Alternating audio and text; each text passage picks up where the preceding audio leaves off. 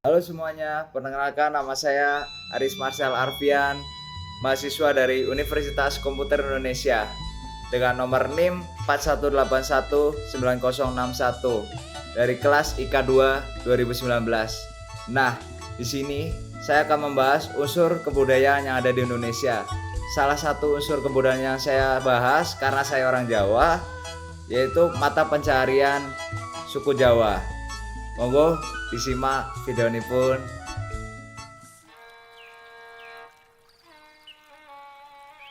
Kelemahan suku Jawa dalam berbisnis. Tetapi orang Jawa terkenal tidak memiliki bakat yang menonjol dalam bidang industri dan bisnis seperti halnya keturunan etnis Tionghoa. Hal ini dapat terlihat bahwa pemilik industri berskala besar di Indonesia kebanyakan dimiliki dan dikelola oleh etnis Tionghoa. Macam-macam sistem pencarian suku Jawa. Mereka bekerja pada sektor pelayanan umum, pertukangan, perdagangan, dan pertanian, perkebunan. Sektor pertanian dan perkebunan mungkin salah satu yang paling menonjol dibanding mata pencaharian yang lainnya. Karena seperti yang kita tahu, baik Jawa Tengah dan Jawa Timur, banyak lahan-lahan pertanian yang beberapa cukup dikenal karena memegang peranan besar dalam memasok kebutuhan nasional seperti padi, tebu, dan kapas.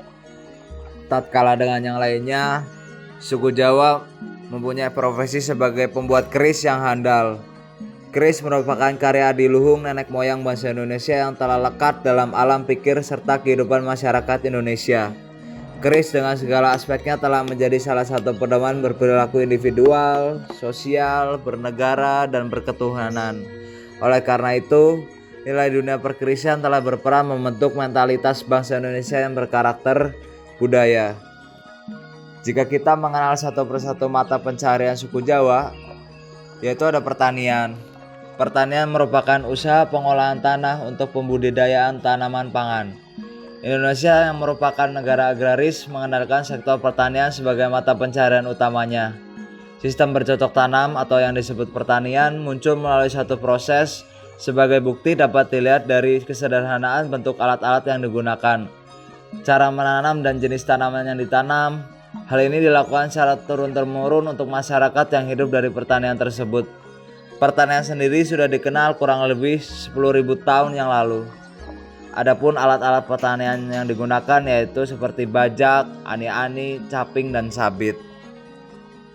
Adapun mata pencaharian suku Jawa berprofesi sebagai nelayan. Negara kita kaya akan potensi perikanan. Selain memiliki laut yang luas dan garis pantai yang panjang, Indonesia juga memiliki sumber air darat yang melimpah. Semua potensi tersebut dapat digunakan untuk mendukung sektor perikanan.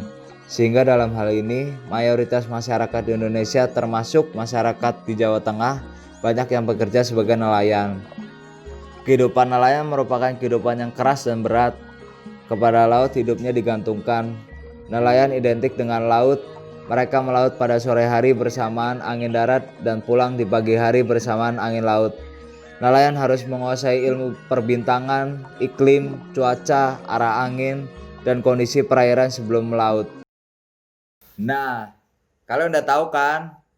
Jadi itulah pembahasan tentang sistem mata pencaharian suku Jawa.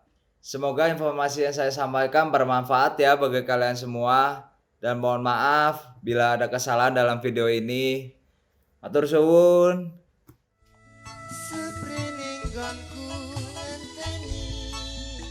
Janji iki prasetya ning ati,